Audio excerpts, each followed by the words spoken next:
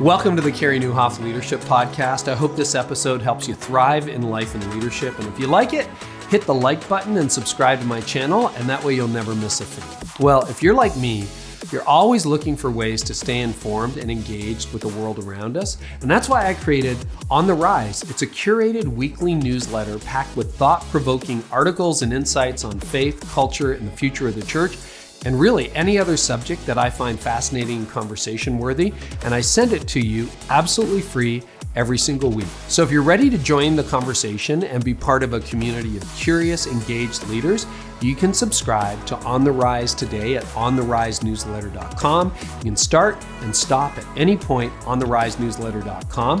This episode is also presented by Glue. Glue is connecting the faith ecosystem in innovative ways. One way is by making it a lot easier for churches to connect with new visitors. Did you know, for example, that the time it takes for a church to respond to new visitors has a major impact on whether that new person or family will stay? Well, with Glue, you can use automation to build engaging new visitor engagement journeys. You can learn how at get.glue.us/visitors. That's get.glue.us/visitors. And now to today's episode. Collin, welcome to the podcast. Oh, I'm so glad to be here. Yeah. So I'm curious, how did you initially come across Tim Keller? Just give us the origin story. Yeah.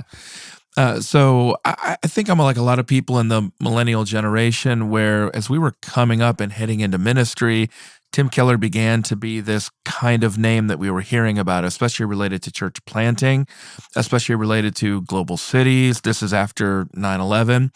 And so I was working for Christianity Today magazine at the time, and I was sent to cover the first ever meeting of the Gospel Coalition. It was at the campus of Trinity Evangelical Divinity School north of Chicago, and Tim Keller is one of the co-founders, and he was going to be there.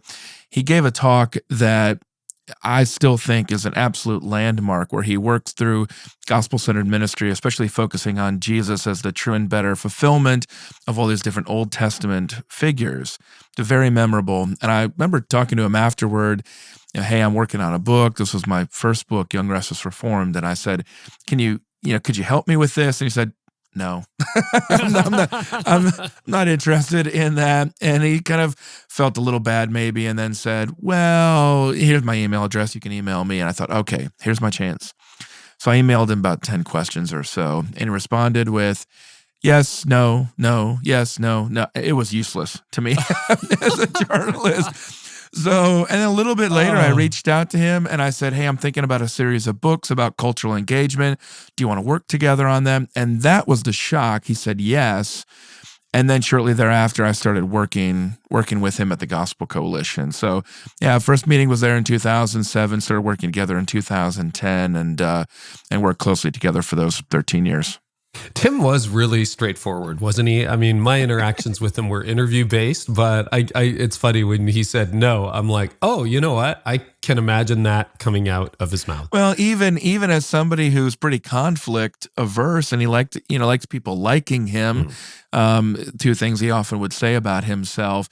Yeah, being in New York a long time, especially if you're not from there, you'll come across a little abrupt. And then you meet Kathy, and you realize that Tim is kind of like the less direct of the two of them. But yeah, that's a New York thing. It's also just kind of an Eastern Pennsylvania thing. Overall with Tim, just as you know from interviewing him so many times, just what you saw is what you got from him. And very, very straightforward. Yeah. And so the biography came out. It's called Timothy Keller. Came out earlier this year before he passed away. And if people want to grab it, I would highly recommend. So when I'd love to, you share quite a bit of his origin story. And I'm interested in how, our childhood shapes us as adults. I think none of us really escape that. There are things that happen along the way. What were some moments, tendencies, patterns in his family of origin, his childhood, that really shaped the Tim Keller that we've all come to know and many of us came to love and respect? I think this is one of the more significant contributions of the book. Yeah. the only living immediate family member now from the Kellers would be Tim's younger sister. And it's interesting that I took a different kind of approach with this book. I did talk to Tim. I talked to him extensively, but I knew that he wouldn't necessarily be the best source on himself. So one of the first two people I talked to was his sister, Sharon. And all of a sudden, all these windows into Tim Keller's life began to open. And you began to identify his father, who worked a lot, middle-class manager, very distant, to the point where I would say something like, well, I'd say to a friend of Tim something about him being remote and not working. They're like, no, you don't understand. He literally would not speak. You go into their home and you would not hear him speak at all. And then I would hear a lot of stories about, okay, him being a German Lutheran, marrying this Italian Catholic wife. They met in World War II. And all of a sudden, the stories from Tim's sister about their mother started to come out. And these weren't things that Tim really ever talked about anywhere else. But the fact was that she was extremely strict. She had very, very high expectations, specifically of her oldest son. She was very religious, and she expected her son to go off and to sort of make her proud in his religious achievement. Tim was simultaneously, they call him, family members would call him Boy Scout, because he was the oldest child who always did the right thing. Yet at the same time, when he went off to college, he really did rebel, and he rebelled in large part against his mother. He was torn between the dynamics of wanting to do the right thing, but also the pressures of falling far short. And so what it helped me to see, Carey, is that when he would write his seminal book, The Prodigal God, about the role of grace, and he's talking about the parable of the two sons, not just the prodigal son, but the two sons, that Tim really demonstrated the proclivities of both sons. That he had the older son, the tendency toward legalism, of approving, kind of living up to his mother's expectations, but also the difficulty of living under that and the desire to just get away from it. So they argued a lot growing up. It sounded like a fairly tense environment, but he became a kind of protector, especially of his sister. And so once I saw that, all of a sudden, Tim's core message of the transforming power of grace, this gift from God that changes everything about our lives, all of a sudden that made a lot more sense. The picture that also emerges that you paint, Collin, is that Tim was lonely as a child. Can you talk about that a little bit more? Yeah, so part of it's just what it's like to grow up in the 50s and 60s in terms of you don't have the same entertainment options there, but they also lived on the edge of town. He was in a gifted program, which meant that he wasn't going to the neighborhood school. He was going across town. It was set up in such a way that contributed to him being bullied in some different ways. Also, his mother did not allow the boys, Tim had a younger brother as well, did not allow the boys to fight back at all in the neighborhood. But as Tim's sister would say, it led Tim to really learn how to argue his way out of things. And so you can see some of the initial apologetics and things like that coming out. But you definitely do get the picture of a child who, he's teaching himself to read by age 3. And that family definitely, it was a middle-class family with some, they had some books, and there were some restrictions on what they could listen to and things like that.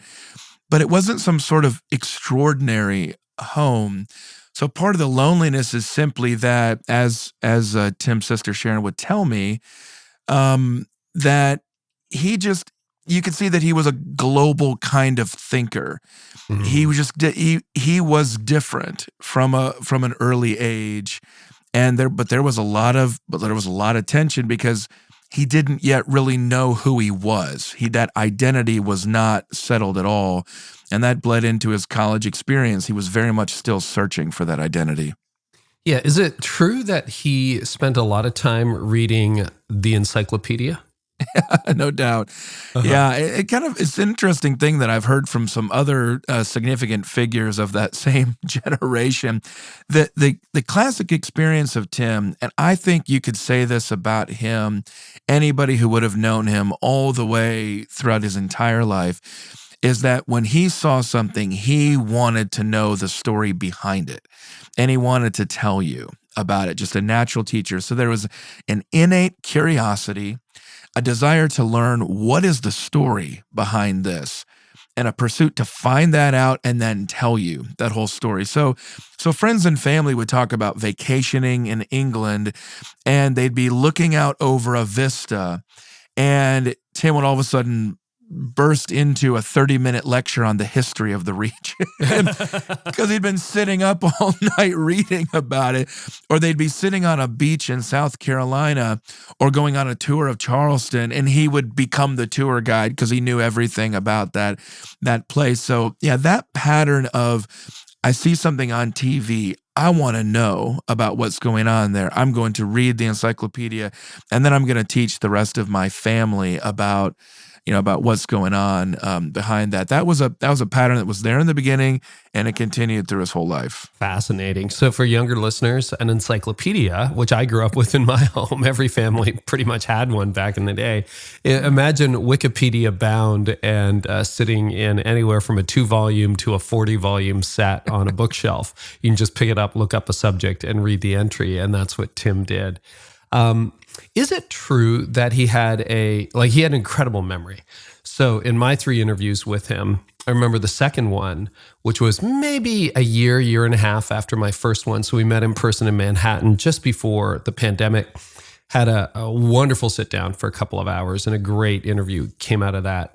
And then about a year and a half later, I'm picking up on Zoom.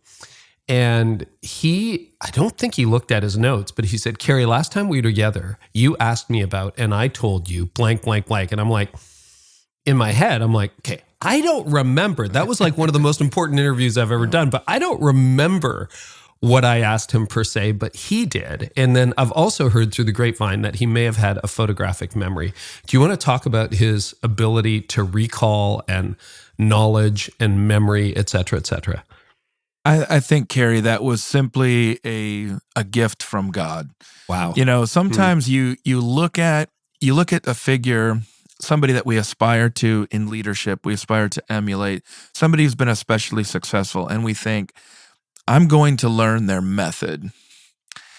One thing you're not really going to find in my book is a clear method of how to become like Tim Keller. How to beat Tim Keller. Yeah, exactly. I don't really think that's how he didn't really think to replicate himself that way. And I think at some level, so for example, people have asked him, for those of, listening out there who are preachers, a lot of the things, you'll have a system for remembering illustrations and anecdotes and things like that. People would ask Tim, what's your system? And he said, I can't really tell you. I don't have a system, which was another way of his saying, well, he could recall things that other people couldn't recall. And so it just wasn't a replicable system there. So especially when you look at him as a student, I think for the 3 years that he spent at Gordon Conwell Theological Seminary, I just can't imagine anybody else who ever could have gotten more out of their graduate education. All the things he could recall, really, that's the backbone of my book, is because he could recall so much of what he learned there. So I don't know exactly how I would describe his memory and his abilities for recall, but that just seems to be a kind of supernatural gifting that I just don't think you see very often at all. And I'm not sure I've seen anybody else with that parallel gift. Talk a little bit about his rebellion in his teen and college years. What happened there? How far away from the faith of his childhood did he stray, et cetera, et cetera? So one of my key sources on this question, and I was just corresponding with him even this week, was the best man at Tim and Kathy's wedding. His name is Bruce Henderson, retired professor. And Bruce he kind of speaks about Tim in a way that only one of your longest friends can speak about you. Only the best man at your wedding can speak about you, because he's one of the few people, again, outside of that immediate family, who knew Tim not as a Christian.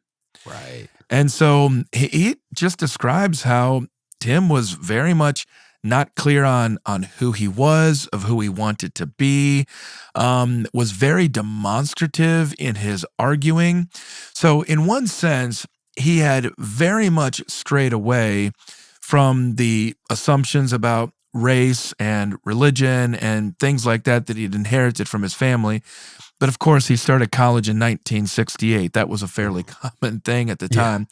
At the same time, the people he tended to be arguing with about this stuff were the Christians, were InterVarsity Christian Fellowship. So at another level, he's still with that group. So he's definitely rebelling. He's pushing boundaries. He's asking questions. But at the same time, he's doing it within that community structure.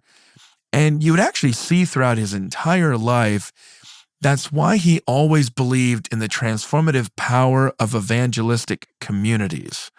You mentioned the pandemic. He was so discouraged at the beginning of the pandemic, especially about evangelism, because he thought it happens in community. This is how people's lives change, is in community. Well, when you go back and you look at his story, that's absolutely true. It's how he came to faith, and it's how he continued to grow, was always in the context of that community. So, the rebellion was real, but he was also doing it within a context where he was going back and forth with Christians like his friend Bruce. So Tim becomes one of the leading voices of the Reformed Christianity, and his generation ultimately ends up becoming Presbyterian.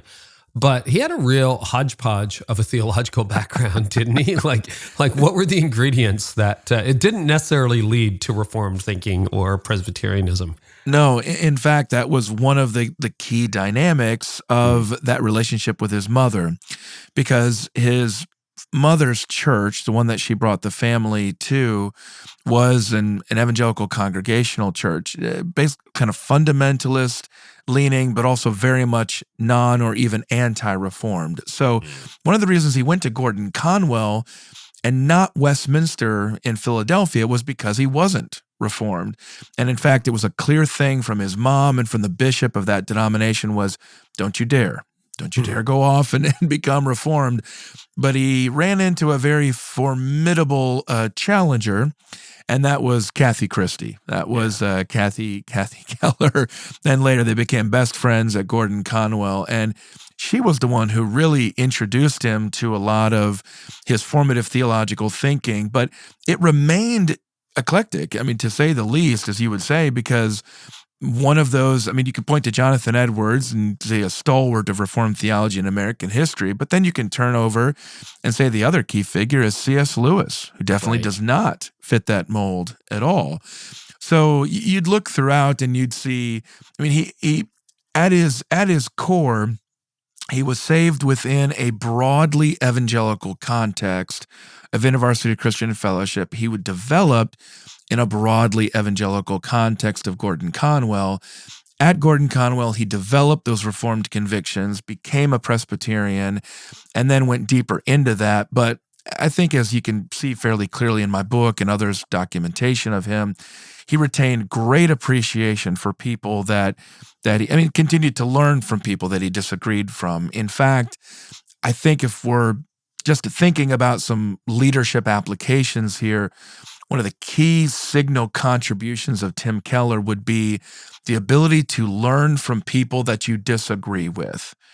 So we could cite a lot of examples here, but one key one would be N.T. Wright.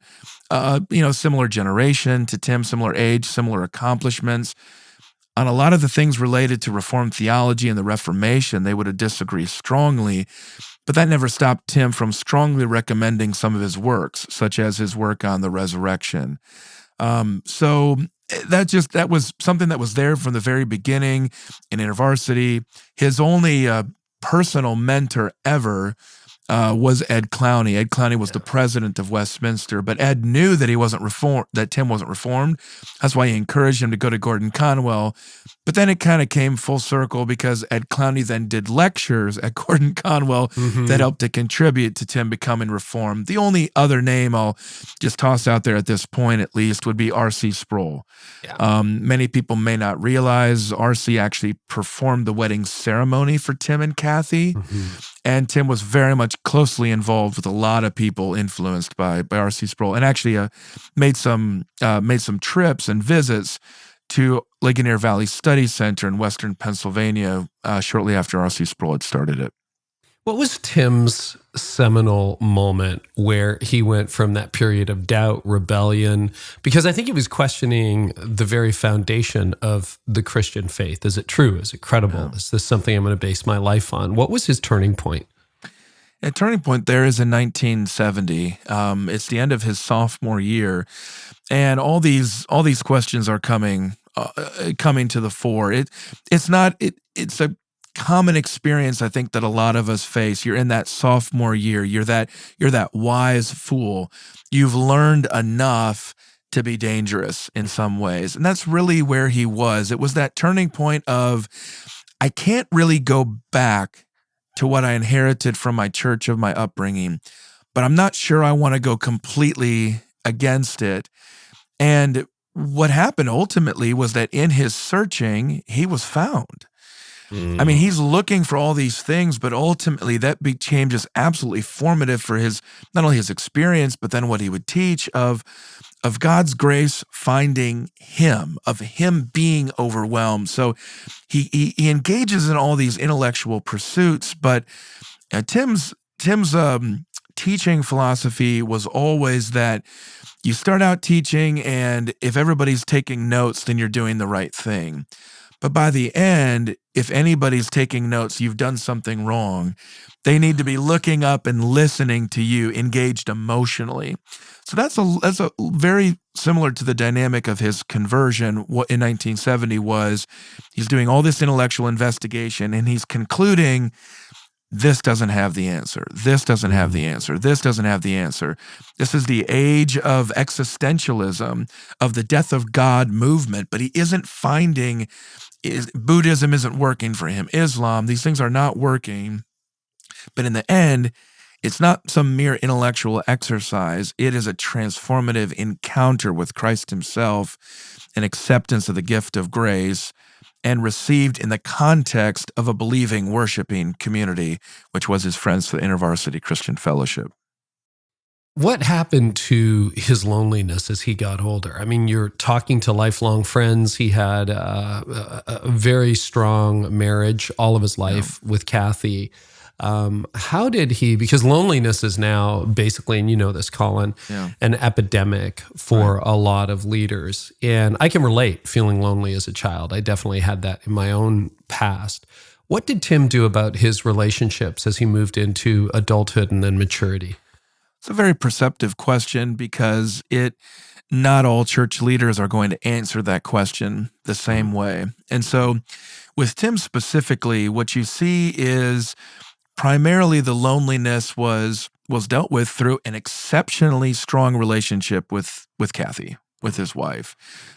So he develops this incredibly strong group of friends. They dub themselves the Edmund P. Clowney Fan Club at Gordon Conwell.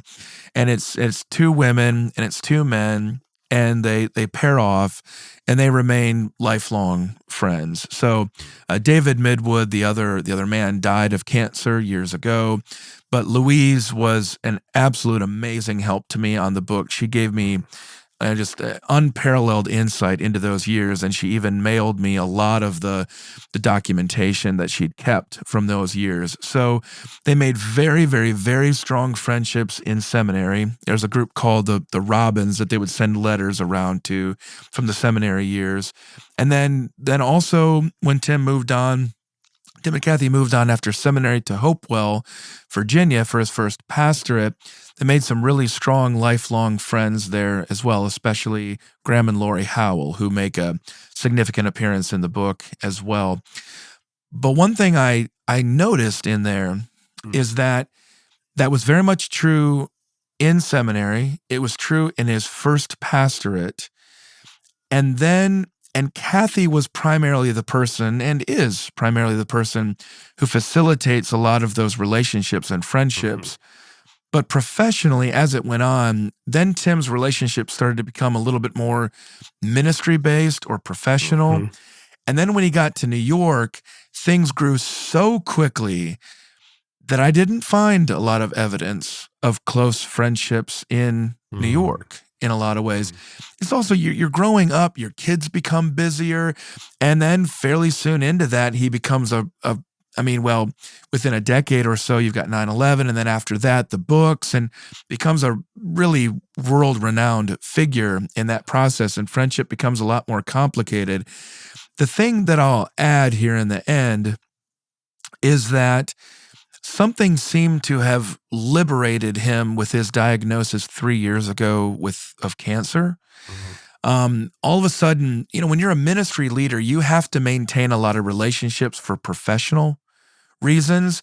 He seemed to have been liberated for the first time in his life to think about his legacy and to think about investing into younger generations. And so he seemed to have gotten deeper into developing some of those friendships and rekindling older friendships, really when he was liberated from a lot of the pressures of ministry and when his life's end began to come into focus. But I think Tim's a good example of just how complicated friendships and lonely, and how common loneliness can become for leaders.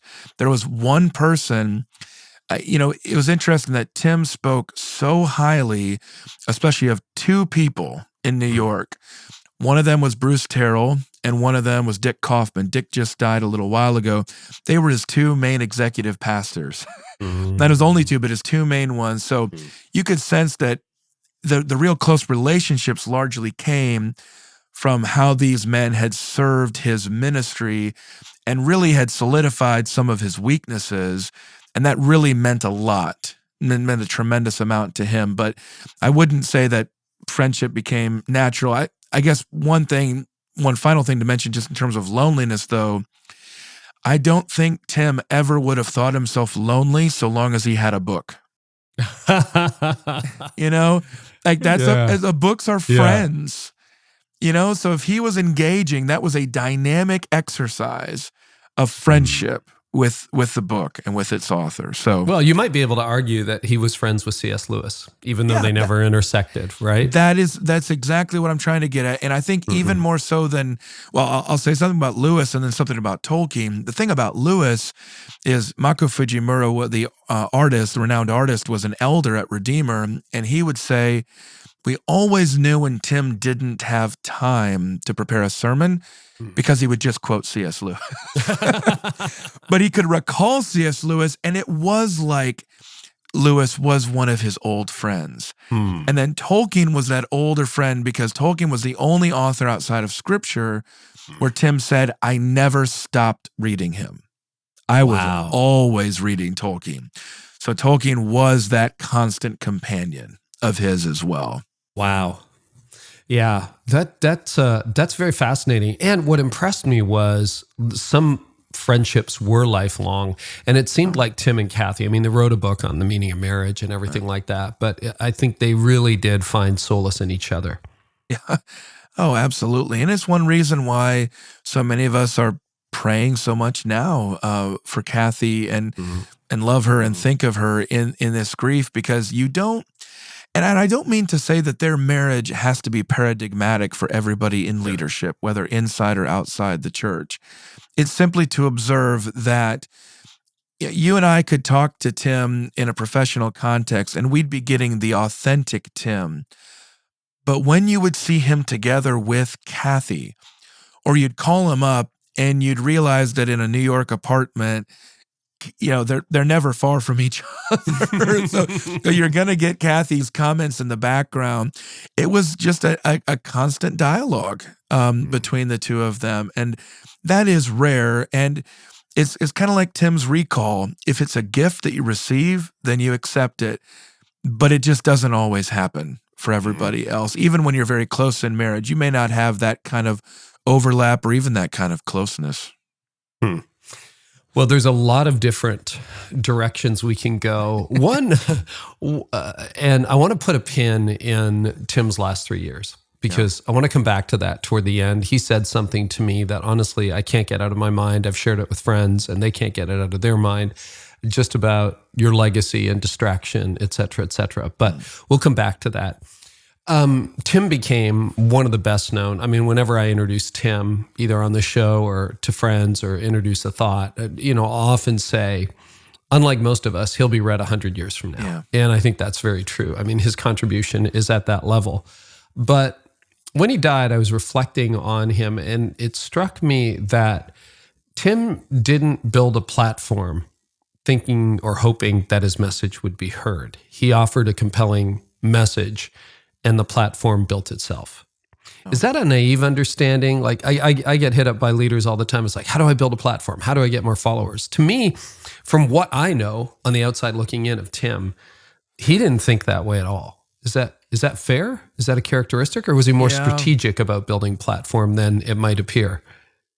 No, I think you're right about that. And I'll mention here Kathy as well. And it's one of the reasons why writing this book had been something of an awkward exercise, because Tim knew that this was something that would help other church leaders, that cooperating and working on this book would help with other church leaders.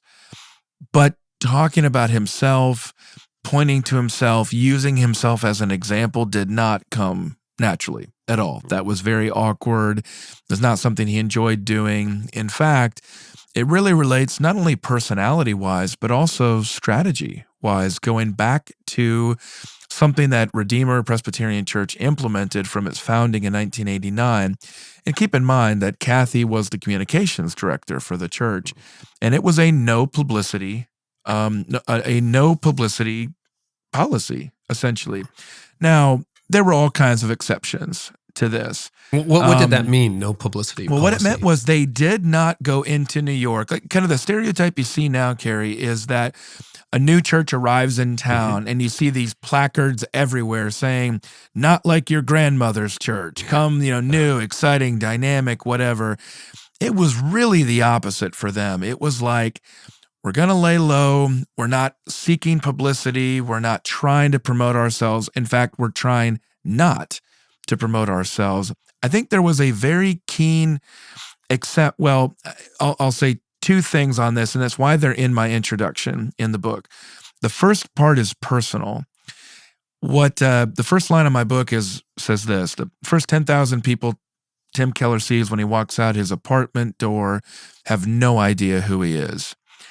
I'm not sure that's true, but it's how Tim and Kathy thought of themselves. My first book was about Billy Graham. Billy Graham sought fame so that people would hear about Jesus. You're exactly right. Tim never did that. That was just not what he did. People didn't even know that Tim would be meeting with a president of the United States because he wouldn't broadcast that information, whereas Billy Graham would promote that as a way of saying, see, my message has credibility, all that sort of stuff. So Tim, personality-wise and strategically, just did not do that. That was the first reason. The second reason about a no publicity process or policy of like not seeking out media, not trying to send out press releases, things like that, was because their goal was to try to reach people who had been in New York City for a long period of time and did not know Jesus. You weren't really going to get a lot of help. In fact, it would typically backfire on you. So I say in the book that he wanted to reach skeptics on the Upper East Side of Manhattan more than he wanted to sell books in Nashville. And sometimes selling books to evangelical Christians makes it harder for you to reach people in New York City. So we've seen some other churches go into New York, and really it's for people who are tourists in the city or passing through a brief period of time. That's not the kind of church that Tim Keller sought to build. It's not the example he set with his family. And so, he was not about building a platform so that this would happen. In fact, one of the things that he regretted is he thought we should have separated congregations earlier to replicate the different communities instead of making it about me. But the part of the problem was the Lord was working a revival. He was such a gifted teacher that it grew too quickly and it outpaced things. So yeah, I mean, it's just, you're absolutely right. He did not seek to build that platform. And in some ways it might've been, I felt like Tim left people wanting more. Mm-hmm. And thus they did. Yeah, that is a really good point. That's very well said, Collin. And yet at the same time, you mentioned New York City. So in your book, you say Robin Williams, Elizabeth Hasselbeck, many others would frequent or visit Redeemer. How did he relate to famous people?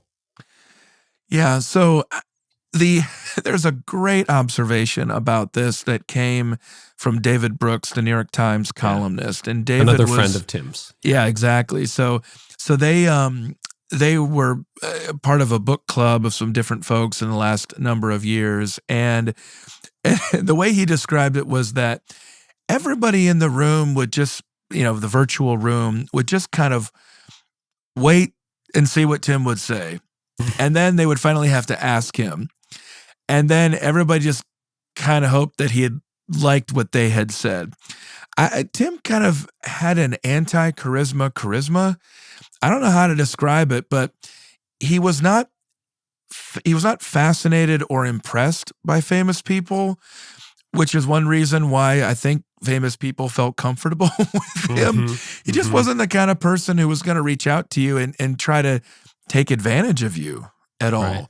And so that's part of what allowed people in New York to be able to attend, because it wasn't, I mean, I ran into Tim and Elizabeth Hasselbeck when I visited one time, and they were just in the fellowship hall, just grabbing, just eating whatever, coffee and donuts or something like that. It was not a place where if you wanted to be seen or be impressed, or, to impress others, it's not Tim had set that tone that he wasn't really impressed, which ironically made it easier for him to relate to famous people. So I don't know how you'd explain that to others, but it's very much just his personality.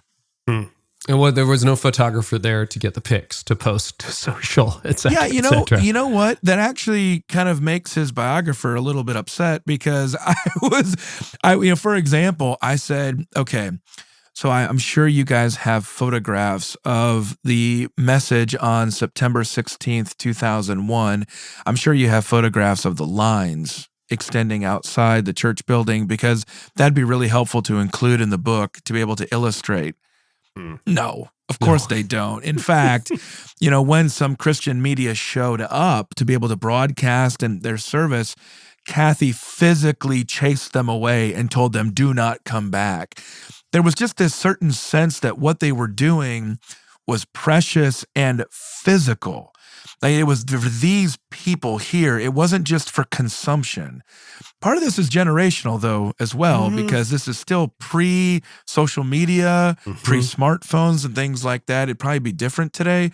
But so it's personal and strategic, and also just probably the time of life.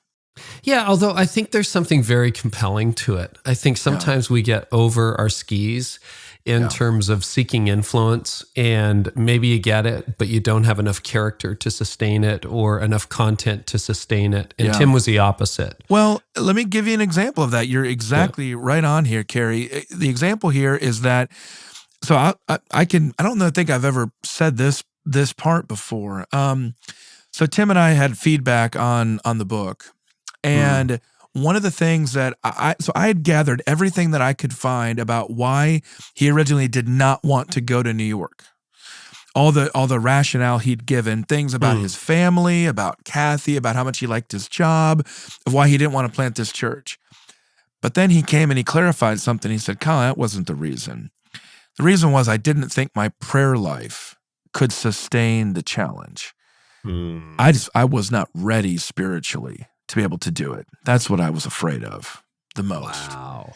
And keep in mind, this is somebody who achieved, I know this is going to be exaggerated because I can't think of every different scenario, but I don't know how many parallels we have in Christian history for somebody's literary output over a 15-year period, actually a little bit less than that period that we have like from Tim's. And, but of course it's in part because he started at age 57 with that. Was that his first book? Well, it was his first major release. He'd earlier done work on Ministry of Mercy. That was his DMin, Doctor of Ministry work at Westminster Seminary. So that's kind of his academic expertise. And then he'd also done some chapters. But the first major release was not until he was 57, coming out in 2008, The Reason for God, as well as The Prodigal God. So to your point, he was baking for a while, and the result was very tasty. Yes, absolutely, and what a great first book. I mean, my goodness, The Reason for God. What do you think, having done as much research, known him for as long as you've known him, what do you think is the most misunderstood aspect about Tim Keller? His life, his personality, teaching, you pick. Yeah, so I think that people on both the political and theological spectrum, I think right and left both misunderstand him. And it's kind of weird that both would misunderstand him, but I think it's basically this, that he, at his core, would be accurately described as a consistent, lifelong, from his conversion, conservative evangelical. Now, again, to clarify, I'm speaking there about his theological convictions and his founding of ministries like where I work, the Gospel Coalition. That was very consistent. In fact, he developed those convictions pretty much as a young adult, and he didn't really ever deviate from them. So the reason that's confusing on both sides is because missiologically, being in New York, it meant that he was often emphasizing what Christians share in common with each other over what we disagree about with each other. So that was a missiological decision that made him in some ways perhaps sound a little bit more ecumenical. So when you love your enemies, you respect their arguments, Christian or non-Christian, and you're focused on what Christians share in common for missiological purposes, it might make people think that you lean a little bit more left than you do just because of your disposition, because being right-wing is a little bit more considered, combative and things like that. But then on the left, there might have been a misconception to say, wait a minute, maybe we don't understand how formed he was by reading the Puritans, or how formed he was by Elizabeth Elliot or other figures that led him into what would be often described as conservative evangelical views. So I think both sides have misunderstood him in that way. And it was a misunderstanding that at least I don't know that he cared about this, but it was a misunderstanding that I hoped to try to help correct in the book. Mm. It seems to some extent the die after his conversion was set early. So you have the story from 1970. It was the Kent State shootings. Right. The Jesus movement had come to Bushnell College? Bucknell, yeah. Thank you. I was thinking of binoculars. Bucknell College, where Tim was attending. And he decided to protest. And when I read what he put on the sign, he and a friend put on a sign, I laughed out loud. It was the best. So his protest sign read, and I'm quoting, "The resurrection of Jesus Christ is intellectually credible and existentially satisfying." I'm like, okay, way to go, 21-year-old Tim. That's pretty amazing. I mean, do you see the die being cast that early in his thinking and his personality and his makeup and everything? Well, Gary, I think it was set so quickly that I actually made a mistake in the book. So the mistake that I made in the book is that I never talked about his official or formal call to ministry. Oh, wow. It didn't even occur to me to ask about it. And apparently it didn't occur to Tim to tell me about it because it was so quick that he's converted to all of a sudden he's out there at the bookstall for InterVarsity Christian Fellowship arguing with people and recommending books. Like that's just the same person that you would have imagined later on. And so part of this is because his conversion, like for many of us, it was sudden, and yet it took a long time. So he was reading Mere Christianity. He was reading these books, and then he was converted, and then he's out there missionally. The milieu that he was in at Bucknell, you mentioned the intellectually credible. Well, that was what we talked about earlier. His pursuit, eventually as a religion major, the other religions, does the message, does the gospel of Christianity, does the resurrection, does it hold up to intellectual historical scrutiny?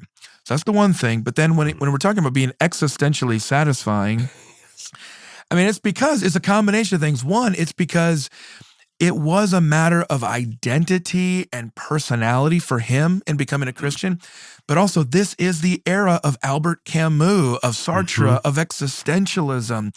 So this was the intellectual movement that he was learning in his classes, that he was arguing over with his classmates. And in fact, the message that Ed Clowney came to deliver as an outreach was about existentialism. It was related to his work on Kierkegaard when he was a grad student at Yale. So he came in to address this question. So for those of us who are not in that boomer generation who lived through all of that, we might have forgotten that.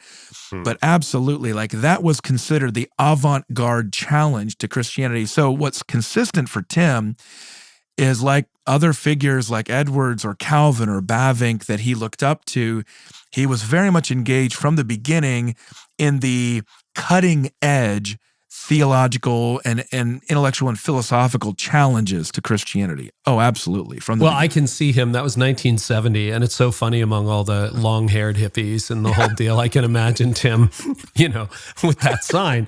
But I can also hear a sermon of his in 2021 being along those lines, and it's just incredible. You mentioned, before we leave young Tim entirely, Tim had some childhood wounds. Any others that we haven't touched on yet and how they shaped him? Well, I think one of the other childhood wounds would just come out later into adulthood, and that was just really his relationship with his younger brother.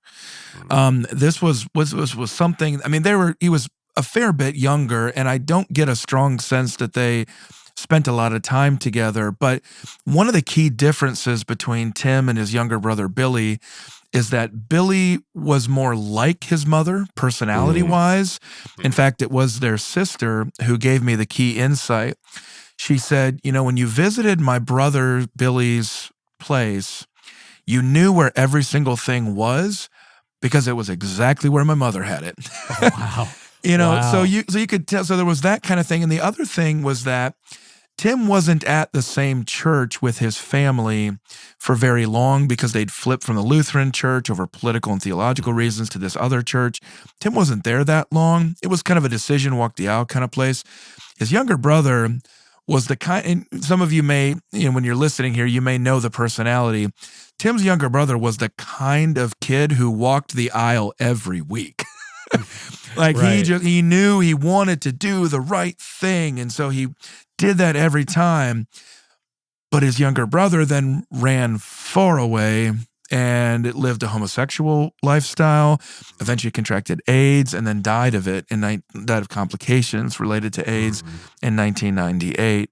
Tim then preached that he became a Christian shortly before he died. I think my book is probably the first time or only time that we have documentation of the sermon that Tim had preached at that funeral. So in some ways, that was a bit of a kind of a reconciliation of that, of just that relationship and with their mother and with their family of kind of, well, I'll also say the other thing in there is that contracting AIDS and everything like that was, of course, just a big deal in the 1980s and the 1990s.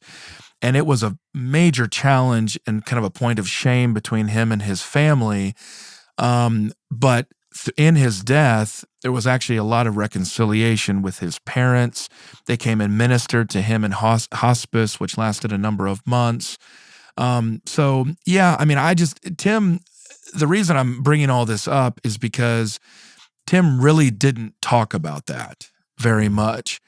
And he was always a challenge of, what do I talk about here when people might think that I'm exploiting my brother's memory to be able to make a theological point? Right. So he was really loath to be able to talk about that. But I thought it was really important because it's no doubt a major backdrop of his moral and intellectual and spiritual formation across his entire lifetime. When you look at his whole life, were there particular patterns, disciplines, habits, or rhythms that you think really contributed to what he was able to accomplish with his life? Well, boy, the only thing I can say is that man read like nobody I've ever known. Like you get the impression because he's quoting by memory from these obscure philosophers. I mean, I've spent, and historians and seem to know about everything. Like, did he just wake up and read and then read some more? And then yes, and yes, and yes. So I think, he was very much a creature of his time and his place. Here's what I mean. Being in New York, the center of publishing in the United States, was so perfect for him because at one point in the heyday of newspapers and magazines, he's subscribing to all of them. So he's getting First Things, and he's getting Christianity Today, and the Wall Street Journal, and the New York Times, and the Village Voice, and New Yorker, and New York Magazine. He's getting all of them, and he's reading them, just devouring them. And then it's like the internet is made for him.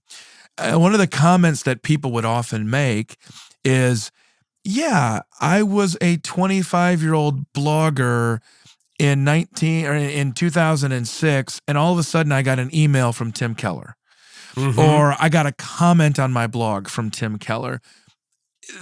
So things like, most leaders I know of Tim's caliber have left Twitter behind a long time ago.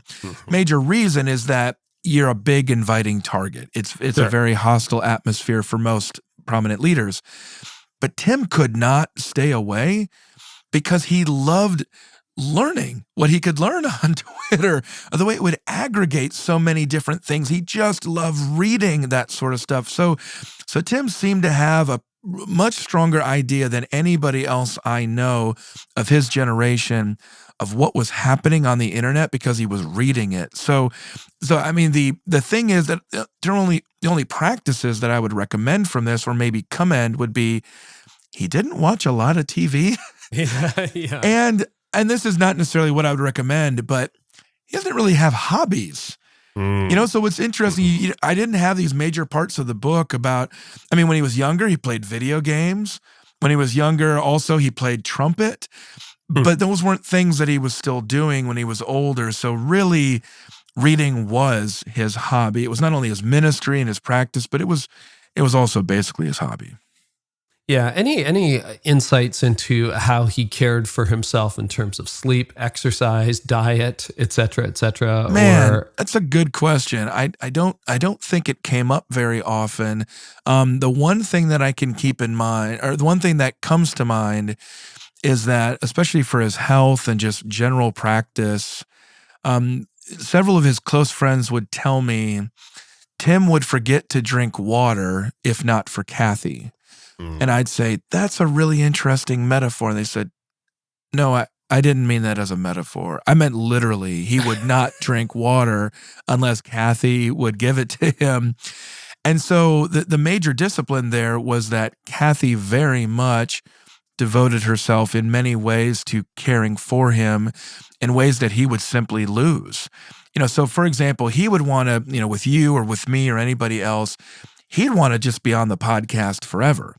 And then all of a sudden you'd be like, well, Kathy's telling me that I need to get on to this. Like, she's the one who's really trying to help him with that. And so again, I'm not necessarily recommending this to other people. It's just to say that he just simply would not have been able to accomplish half of what he did without a lot of really direct support from his wife, who was very much dedicated to helping in those ways on multiple levels, the most practical levels, relational levels, as well as intellectual levels. That's kind of what I mean. You just don't find a pairing like that often, or all of those things seem to match up. So I do get the sense that in some ways Tim probably didn't take care of himself as well as he could have. Sure. But he did have a wife who was trying to help him as she could.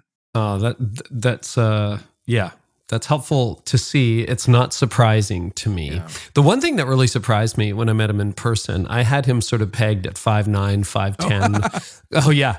Not at all. He was what? 6'3", 6'4"? 6'4", yeah. 6'4". Yeah. And not large in the terms of overweight or anything like that, but just a big frame. Man. Big frame. That's the word. Thank you. Yeah, big frame and a large imposing presence. Very, very unassuming personality, like very self-effacing, down to earth, relaxed. And yet I could see, you talk about it in the biography, that when he made an argument, boy, you listen. And he was like fully engaged, like bodily engaged, mentally engaged, emotionally engaged. And that's a tour de force. Like when you sit down with Tim Keller, I was hanging on for dear life for those hour and a half, 2 hours. It's like I am listening to every word, making mental notes, because it's like a bullet train trying to keep up with him.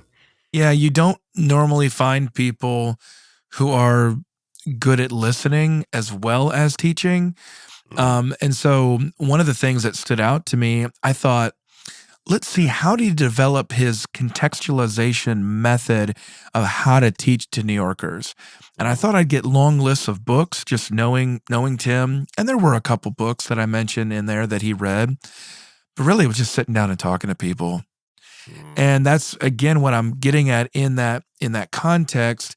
So you're sitting there with some of the most prominent public evangelical intellectuals. You're in a book club with them, but he has the discipline to be able to sit there and listen to the others to the point where they have to draw him out to what to say, even though they all knew that he was the smartest person in the room and would have the most insightful comments. But I mean, I never talked with Tim about this, so I can't say it for sure, but given his innate curiosity, his humility, his respect for others, his just absolute love of learning, if you're talking, you're not necessarily learning.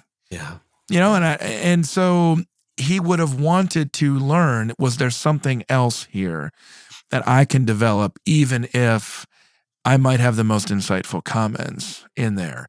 But yeah, you don't normally see that combination in the same person.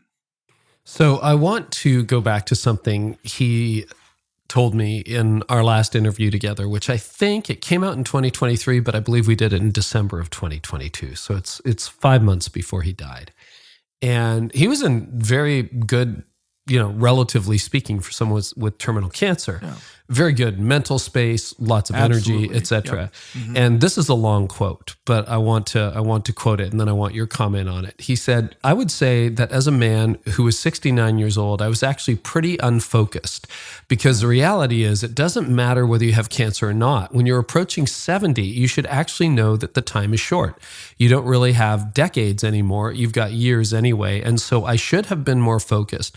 But I was tending, and this is the part that shocked me, I was tending to do whatever anybody asked me to do.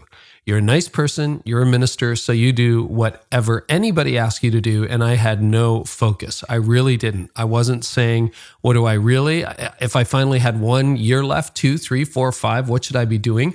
I didn't have that focus. Now I do. End of quote. And when I heard that from Tim, I just about fell over, because I'm like, if Tim's unfocused, I don't know if there's hope for the rest of us. How do you hear that comment about his focus? And I think he was being very sincere. He's just like, I spent the last decade responding to a ton of inbound when I probably should have been doing what God wanted me to do. Yeah, there's a lot of good ways for us to answer that question. One of them is that it's an exaggeration. Sure. Because he fair. say no to a number of different things before, just by sheer capacity. And he did hire an assistant whose job was to help him say no to certain things. So he wasn't just doing anything randomly. Yeah. But on top of that, he really did not like to disappoint people. He did not like to disappoint people, and he did not like people being upset, and he did not like conflict. So that probably meant that he said yes to some more things than he probably should have. The overall issue here, though, is that he could just get away with it more than other people could. Like earlier I mentioned the question about the sermon collection. Okay. So I would recommend everybody, if you're the kind of person who's teaching regularly, you need to have some kind of system. Tim could just get away with it. He could be so productive while being unfocused because he had exceptional ability to do those things. So he probably just didn't recognize the need to be disciplined in some of those same ways. But here's the other challenge.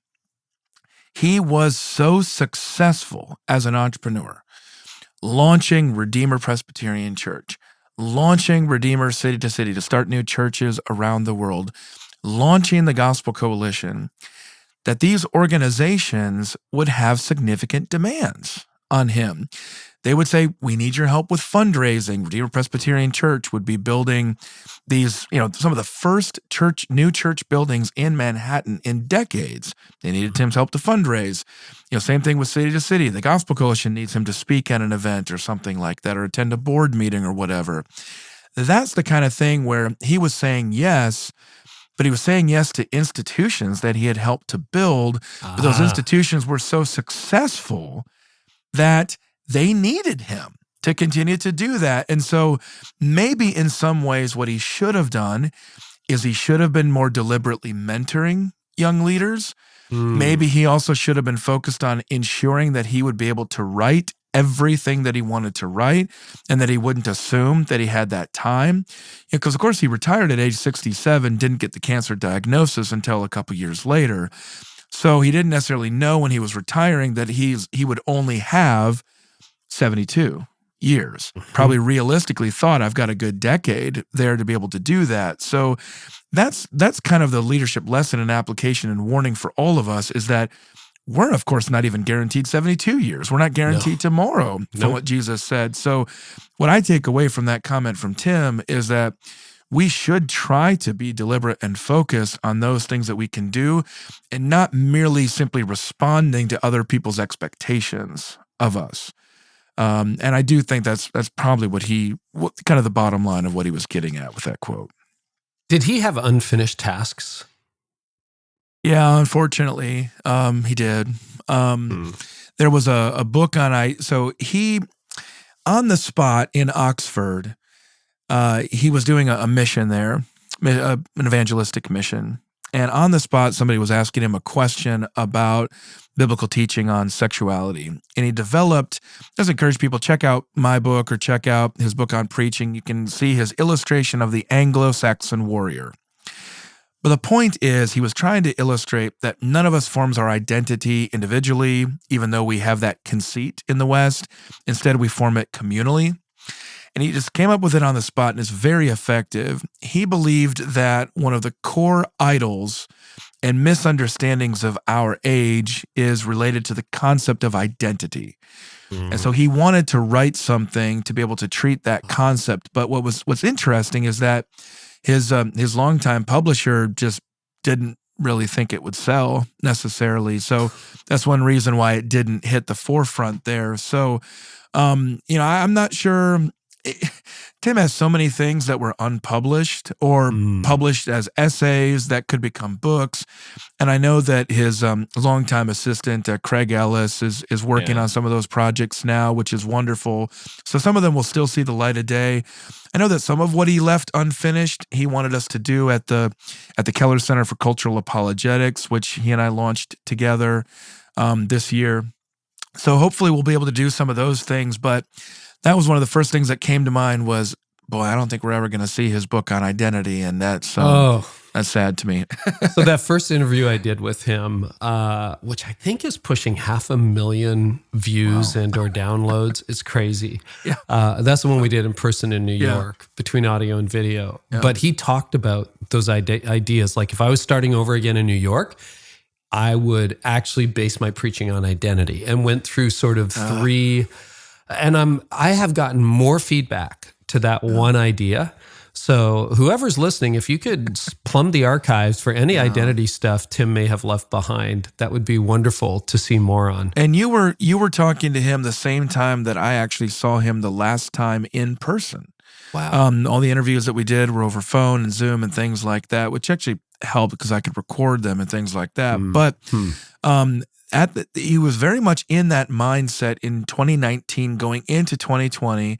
So this is the last period of time before the pandemic and before he knows he has cancer. Right. He's thinking big picture. He's thinking about his granddaughter. He's working on a new kind of catechism that'll address common questions emerging in the 21st century. And he's telling you and he's telling me, I don't think people can go back and just grab my stuff and do that anymore. I think something's changed. Mm-hmm. And so what he had talked with us about at the Keller Center for Cultural Apologetics is that idolatry was that breakthrough concept that he worked to develop in the 80s and 90s that really spoke to people. But yes, now we're dealing more with questions related to identity. And one reason I've emphasized this throughout this conversation is that when you go back to who he was in college, his conversion, it was very much a question for him about identity. Oh my goodness. So that's how it all kind of ties together for him. But yeah, the more that I've read in terms of apologetics and generations, it's going to be a major concept that we need to continue to try to treat with biblical wisdom. Collin, I feel like we talked for 5 hours. This has been so helpful.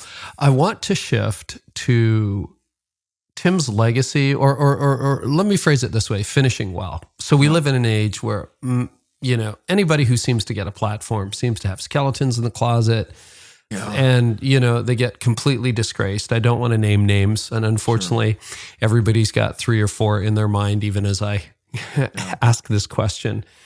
Tim does not appear to be one of those people. I mean, he had his struggles. So what were some of his struggles, his weak points? And then why do you think in the end, if he finished well, and I have no reason to believe he didn't, what contributed to him finishing well and being off stage what he said he was on stage? Yeah, I mean, I'll just answer that last question first. And it might sound cliche to people, but it's a genuine humility. It's a genuine humility before Jesus Christ. It's a genuine recognition of that grace is a gift. And it's a strong sensibility increasingly toward the end of his life that life is about intimacy with God. And we're constantly seeking that spiritual renewal in both an intellectual sense and also an existential sense. Like that is what he continued to come back to, is that humility. And that's easy for people to say. But one of the things that stood out to me very early on is that the people who tended to idolize him were people who are further away from him as opposed to closer to him. That is not an obvious thing. Often you surround yourself physically with a group of sycophants, people who just tell you what you want to hear. That was the opposite for Tim. Kind of the people who are far away, they tended to have that lofty view of him, whereas the people close to him tended to have a realistic view of him. So I'll give you an example here. Catherine Alsdorf is a longtime colleague of Tim's. They worked on Every Good Endeavor together. She summarized the experience really well. I was talking with her and a number of early Redeemer Presbyterian Church members, and I'd be scribbling down notes as they talk about all these amazing things about Tim, and she'd see me with my head down, and then she'd say, "Collin, but don't you dare make him out to be a saint. Don't you dare. He made some of us so angry. He had real problems. He was driven to his knees in prayer because of the problems that he had." And really, it was related to management. It just wasn't one of his strengths. And so Tim would often talk, and may have talked with you about it as well, about how he didn't think he was a very good leader. And I strenuously objected. He was a very good leader, but he was not a good manager. And I just chalked that up to, there are very few leaders in any walk of life, including the church, who are good at everything. There are very few who are good at most things. Even the greatest church leaders that you know were good at some things and not at other things. And I think we don't tend to understand that, and thus some of them don't understand it either, and they think that they have omnicompetence. Tim did not have the illusion of omnicompetence. in part because he was surrounded by some really opinionated, driven people in New York, and they didn't hesitate to point out when they were having real problems on staff. And so there were two different crises of leadership at Redeemer Presbyterian Church, one in the 90s when they were growing so quickly from their start, and the other after September 11th when they were just overwhelmed with trauma and grief and money that was pouring in. And Tim got thyroid cancer. Kathy had Crohn's disease. It was really hard. Both times were major challenges. And so that was just one of those weaknesses. But it's interesting that, Carey, in this book, it's in there in part because Tim wanted people to know that. And that's what makes it more helpful to us as leaders, as opposed to some books where you'll learn about some figure and you never see anything that he or she did wrong or struggled with. Those they kind of actually fill us with some shame, like, what's wrong with me? I'm not perfect. It's like there should only be one book we ever think about that with, and that should be the Bible. Yeah. We shouldn't think about that. All of our heroes have clay feet. And in Tim's case, he simply just wasn't a very good manager, and sometimes wanting people to like you and not letting conflict makes you a very incapable manager, and it frustrates the people that you work with because it leaves things unresolved. So, but it all comes from that place of humility to say, yeah, I didn't have everything figured out. I needed good people around me to help me. I got the sense too that he really, I don't want to say struggled, but the success came so quickly and so beyond what he expected. I don't know. I think we all have hopes for our church, but I remember, and I think this was recorded too in that first interview, but he talked about, is it better to have a church of 5,000 or 10 churches of 500? Right. And you could see him going back and forth. And in the end, he said, I think there's a very significant argument for 10 churches of 500, but then we were able to do so much more as a church of 5,000 because we had the resources, we had the scale. And he's just kind of like model agnostic. It's like, this is what God did. I guess he did it. And, we'll see what the future holds. And that was very refreshing to me. Was there anything else that he wanted us to know about his clay feet? Well, it's interesting. I'll just go back to that. I just want to go back to that comment you made right there about the differences between a small church and a big church. Personality-wise, he just wasn't a business-oriented thinker. He was very much a theologian, a philosopher, an apologist. He just didn't think in those management terms. But, and he would have thought community-based smaller churches would be more effective at evangelism. But of course, the challenge was, where do you meet?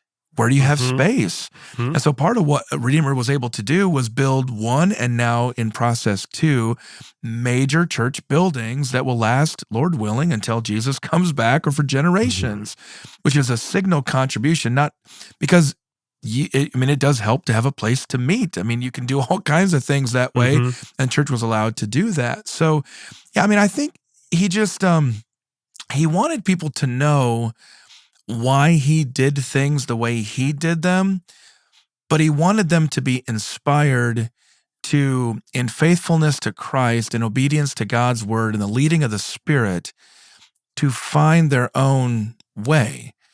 He wrote this textbook on church ministry, Center Church, where the entire premise of it is, here's how I think about things in terms of theological vision, but you're going to have to work it out in your context.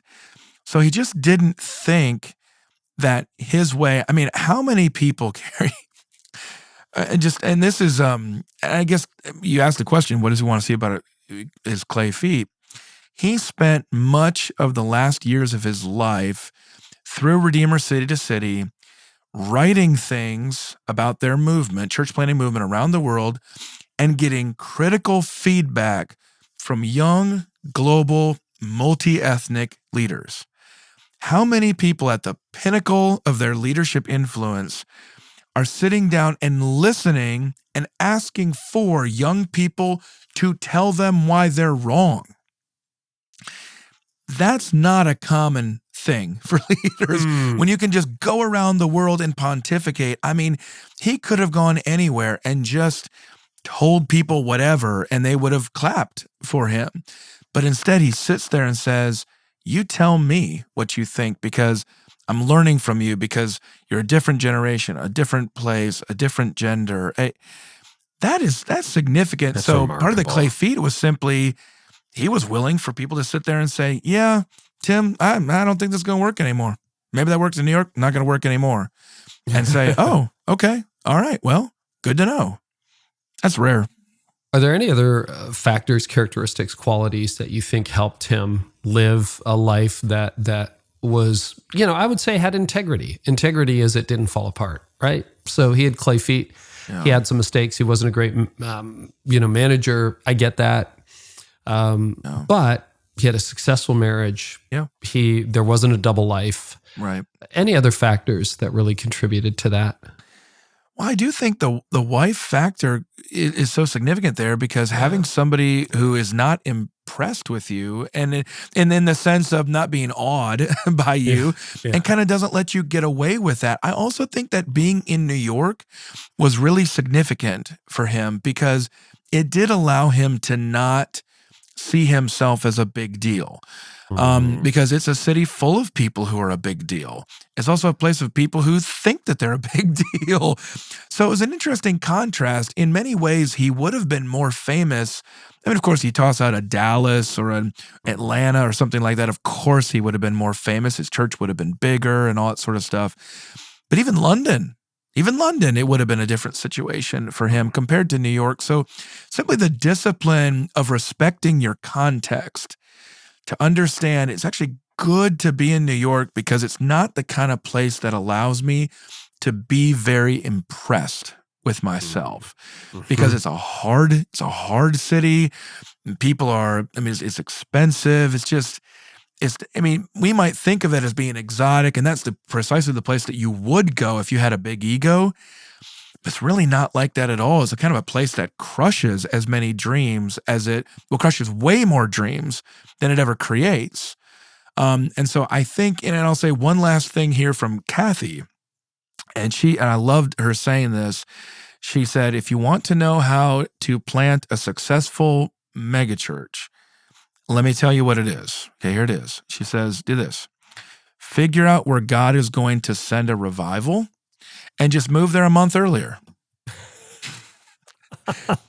Just a way of saying they were so deliberate about what they did, and yet without the Spirit, didn't matter. The analogy Tim always used with all kinds of things was, we collect the wood and we put it in a pile, and we pray that the Lord would bring fire.